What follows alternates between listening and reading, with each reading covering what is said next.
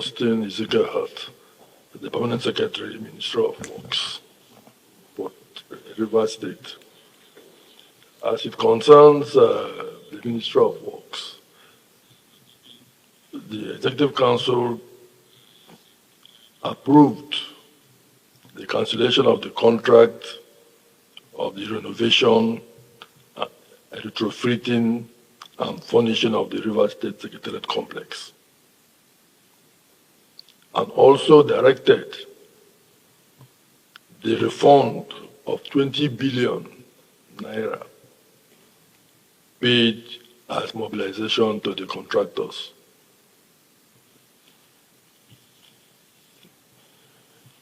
Secondly, after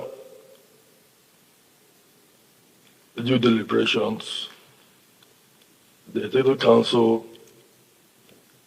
approved the revalidation of the bidding process for all the 4 contracts earlier advertised in the national dailies of 19 February 2025. And these are: 1, the construction of 4.8-kilometer reinforced concrete shoreline protection and reclamation of Queenstown and Epelema, Iloma, Minima communities in Opobo and Koro local government area of Rivers State.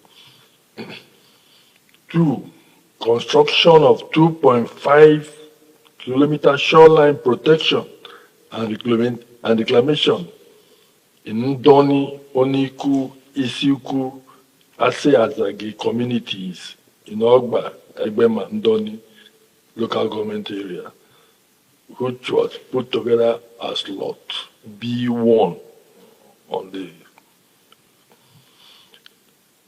3, construction of 2.5-kilometer shoreline protection and reclamation in Utuechi, Obiofu, East Sala, Anyeze, Odugri communities in Ogba, Egbema, Ndoni local government area, which is said to be the Lot B2. And thirdly,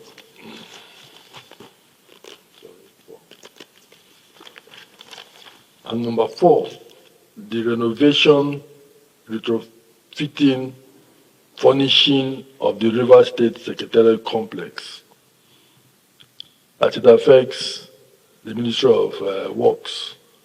That was the approval granted or given by the Rivers State Executive Council. The contract was awarded at a cost of 134 billion. 134 billion, out of which 20 billion was paid as mobilization fee. The company is China Civil Engineering Construction Corporation, CCECC. Recently, we've experienced some flash floods across Port Harcourt and its environment. ESCO deliberated extensively on it, and Council directed for immediate intervention by the flood committee. You know, before this, the emergence of this administration, there was a process that was formed, which has been handed over to the deputy governor. So, Council has directed that immediate work must start. But we also frown at the blockage of drainages. This problem is, though we are a peculiar state, but some of these things are man-made, are caused by ourselves, the way we dispatch and throw things into our drainages. So Council asks that Rivers people should desist. They should assist government by stopping the process of throwing drains and blocking waterways. That's part of our problem. The Council has directed immediate action should be taken to alleviate that problem. In the coming days, it will be well addressed. And the governor, of course, is so passionate about the development of Rivers State. He's very, very keen. He spoke so well, so much about development, and that to all members of ESCO, those that are here now, and ministries, that work begins in earnest. And that it's not going to condone any acts of laziness around. We must work very, very, very hard. We must work as if there is no time for us to work. So I'm sure and we're convinced that with the new zeal that he has brought in, strengthening how far he's gone, we've lost some time, but we are convinced that Rivers State will come back again to the role, into the map of development. Good afternoon. I am Dr. Mrs. Azibolanari Uzoma, the Permanent Secretary, Ministry of Education. In the Executive Council today, the first after the emergency rule, several issues were discussed. Amongst these important issues was the aspect of CBT in secondary schools when it comes to examinations. The Executive Council, through His Excellency Executive Governor of Rivers State, approved the proposal for the establishment of CBT centers and ICT labs across the senatorial districts and indeed the 23 local government areas in the state, to show his earnest desire for the youth of this state to receive quality education. We are to key in to current trends, and His Excellency proactively set up a committee on the establishment of CBT centers across the 3 senatorial districts of Rivers State to ensure that we kickstart the process, harnessing knowledge on how we'll go about the process. The committee consisted of 6 members, chaired by the Deputy Governor of Rivers State. The Permanent Secretary Works is a member. The Permanent Secretary Information and Communication is a member. The Secretary to the State Government is also a member.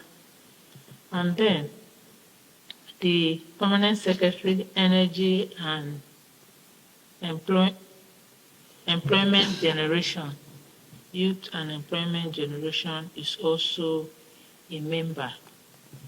All of us are going to have our hands on deck to ensure that we raise up the very action points for the establishment of CBT centers across the state.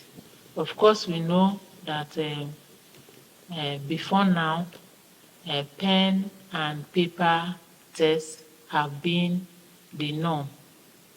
But Rivers State also wants to key in to be among the first. In fact, when we say Rivers first, we want to be first among the states to show the federal government to comply with the federal government directives that beginning from 2026, all exams conducted by West African Examination Council and National Examination Council are comply with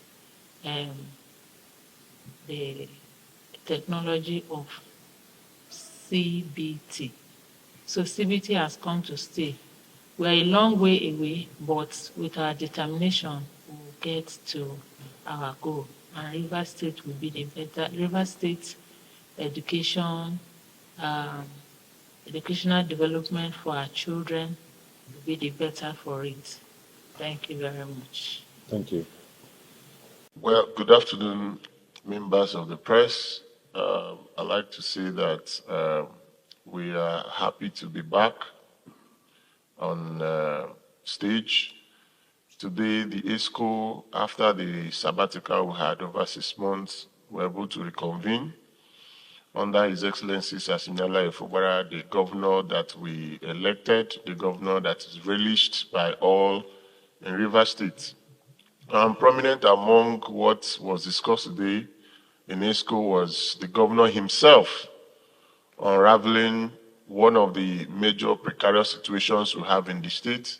One of those is unemployment, which you know. And recall that I was in the Ministry of Youth Development, and we've been, over time, campaigning, creating awareness, awakening the consciousness of Rivers youth and young people in Rivers State. And now His Excellency had to direct me to the Ministry of Employment and Economic Empowerment to be more focused, to be more direction that Rivers youth need to be employed. We need to interface with companies, IOCs. His Excellency directed that we should do everything to do a proposal which will be coming up in the coming days. This proposal will be directioned. This proposal will be focused. This proposal, His Excellency will look at it and approve. It will become a framework of action. Rivers youth have been over time spurred by conscience and courage.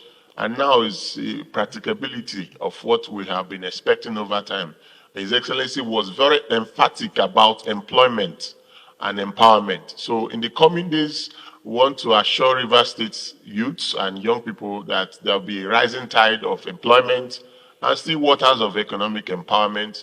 And we know our governor is one man that when he says a thing, he will leave no stone unturned to making sure that all those things are achieved. So today, we're here for Rivers youth and Rivers young people in Rivers State who are going to interface. I also want to use this opportunity to implore all those who are doing business in Rivers State, companies and all of that. We are not going to be confrontational. We're going to go through dialogue. We're going to involve everybody, all stakeholders, to be, in this thing together, to making sure that we take most of our youth out of the streets. Because if we don't mitigate this, it will metamorphose to what we call conundrum or a problem.